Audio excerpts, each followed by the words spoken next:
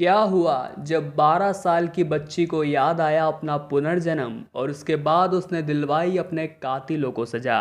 यह सत्य चमत्कारी घटना है महाराष्ट्र के पुणे की, जहां पर एक मध्यम वर्गीय परिवार में पुत्री का जन्म हुआ जिसका नाम आराध्या रखा गया।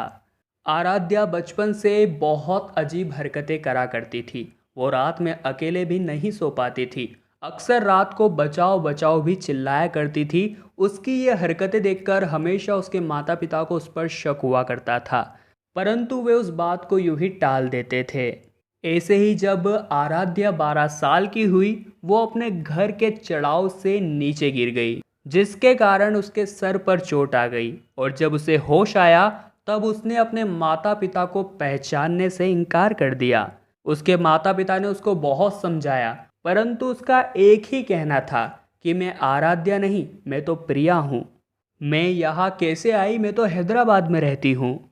उसके माता पिता की ये गुत्थी समझ में आ ही नहीं रही थी, परंतु चूंकि बचपन से बहुत ही ज़्यादा आराध्या डरा करती थी, अजीब अजीब बातें किया करती थी, तो कुछ न कुछ के माता पिता को उसकी बात पर शक हो रहा था।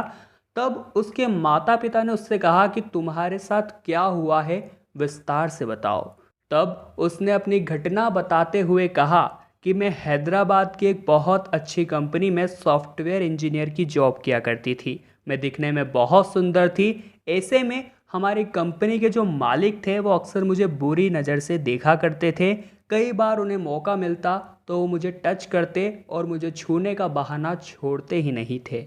चूँकि जॉब बहुत अच्छी थी, मेरा घर उसी से चलता था, तो मैं उसे छोड़ नहीं सकती थी। एक बार की बात है जब मेरे बॉस ने मुझसे कहा कि मुझे तुम्हें प्रमोशन की बात करनी है, एक इम्पोर्टेंट फाइल लेकर के रात को तुम मेरे घर आना। उसके बाद रात के समय जब मैं उनके घर गई तब उन्होंने मेरे हाथ से फाइल लेकर के बहुत दूर फेंक दी और मुझसे कहा कि फाइल तो एक बहाना था, मुझे तो बस तुम्हें यहाँ बुलाना था। और वे मेरे साथ ज़बरदस्ती करने लगे। मैंने उन्हें बहुत टोका, बहुत रोका, परंतु वो मान ही नहीं रहे थे। मैं बहुत ज़ोर ज़ोर से चिल्ला रही थी और मैंने उनकी कोशिश नाकामयाब कर दी थी। तभी मेरी आवाज़ बंद करने के लिए उन्होंने पास स्थित तकिए से मेरा मुंह दबा दिया और तब तक नहीं हटाया जब तक मेरी मृत्यु नहीं हो गई। और उसके बाद मेरी लाश को वही गार्डन में ही दफना दिया। और जब 12 साल की आराध्या ने अपने माता पिता को ये घटना बताई तो वाकई में वो भी बहुत हैरान हुए। उन्हें ये बात सच भी लग रही थी, क्योंकि एक छोटी सी बच्ची इतनी बड़ी बड़ी बातें कैसे कर सकती है। वे सीधे उसे लेकर के हैदराबाद पुलिस थाने गए और वहाँ जाकर जो जो बात आराध्या ने उन्हें बताई थी वो पुलिस इंस्पेक्टर को बताई, परंतु उन्होंने कहा कि कोर्ट इन सभी बातों पर यकीन नहीं करता है। आपके पास सबूत होने चाहिए उस कंपनी के बॉस को गिरफ्तार करवाने के लिए। चूंकि आराध्या को ये भी याद था कि बॉस का मकान कहाँ है और उसके गार्डन में प्रिया की लाश को उसने दफनाया था, तो वो पूरी पुलिस टीम को वारंट के साथ लेकर के उस कंपनी के मालिक के यहाँ पहुंचे और आराध्या की बताई गई जगह पर खुदाई शुरू करवाई।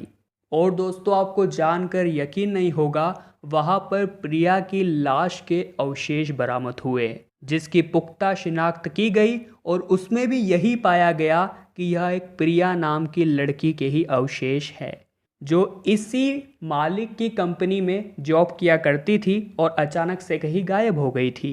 दोस्तों, हनुमान चालीसा की एक बहुत ही बढ़िया पंक्ति है, सब सुख लहे तुम्हारी सरना, तुम रक्षक काहू को डरना।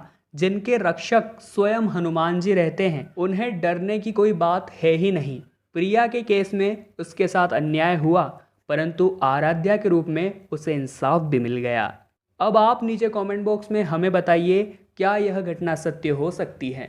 संपूर्ण जानकारी के अनुसार हम तो यही दावा करते हैं कि यह घटना 100% सत्य है। अगर आपकी भी ऐसी घटनाएं हैं तो आप हमें भेज सकते हैं, नीचे कमेंट कर सकते हैं। अभी के लिए वीडियो को लाइक करके चैनल को सब्सक्राइब कर लीजिए। आप सभी हनुमान जी के भक्तों को जय श्री राम।